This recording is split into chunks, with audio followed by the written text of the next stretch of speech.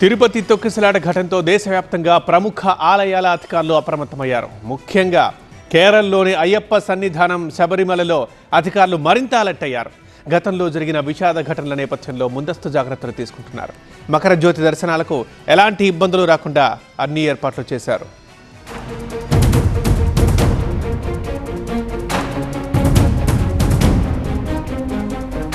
ప్రముఖ పుణ్యక్షేత్రం తిరుపతిలో తొక్కిసలాట ఘటనతో దేశవ్యాప్తంగా కలకలం రేగింది. తిరుపతి ఘటన నేపథ్యంలో దేశవ్యాప్తంగా ఉన్న ప్రసిద్ధ పుణ్యక్షేత్రాల్లో కలవరం మొదలైంది. భక్తుల తాకిడి ఎక్కువగా ఉండే ఆలయాల అధికారులు అప్రమత్తమయ్యారు. తిరుపతి ఘటన నేపథ్యంలో అన్ని ఆలయాల్లో కట్టుదిట్టమైన భద్రతా చర్యలు చేపడుతున్నారు. భారీ జనసందోహాలొస్తున్న నేపథ్యంలో ఎలాంటి తొక్కిసలాటలు జరగకుండా ముందస్తు జాగ్రత్త చర్యలు తీసుకుంటున్నారు.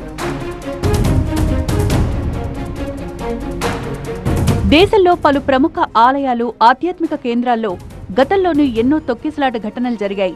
వదంతులు, భయాలు, కొందరి తొందరపాటు చర్యలతో ఎన్నో ప్రాణాలు గాల్లో కలిశాయి.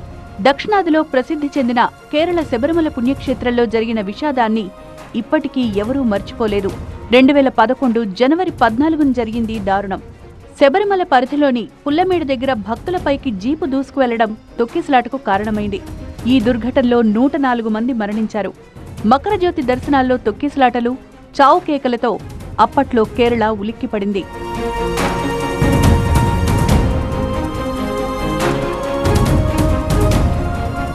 తిరుపతి ఘటనతో మరోసారి గత విషాదాలను, చేదు జ్ఞాపకాలను నెమరు వేసుకుంది శబరిమల. ఇక మకర విళక్కు ఈ నెల 14న సంక్రాంతి నాడు రానుంది. ఆ రోజు సాయంత్రం 6 నుంచి 7 గంటల వరకు మకర జ్యోతి ముమ్మార్లు కనిపిస్తుంది. ఇప్పటికే లక్షలాది మంది భక్తులతో శబరిమల కిటకిటలాడుతుంది.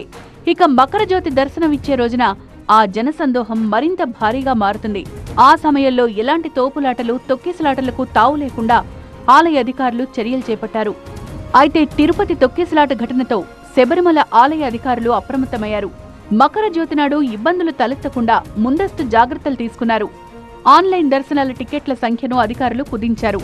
ఈ నెల 13న 50,000 మందికి ఆన్లైన్ స్లాట్లు కేటాయించారు. 14వ తేదీన 40,000 మందికి, 15న 60,000 మంది ఆన్లైన్ దర్శన టికెట్లు బుక్ చేసుకున్నారు. ఎలాంటి అవాంఛనీయ ఘటనలు జరగకుండా శబరిమల అధికారులు అన్ని చర్యలు తీసుకుంటున్నారు.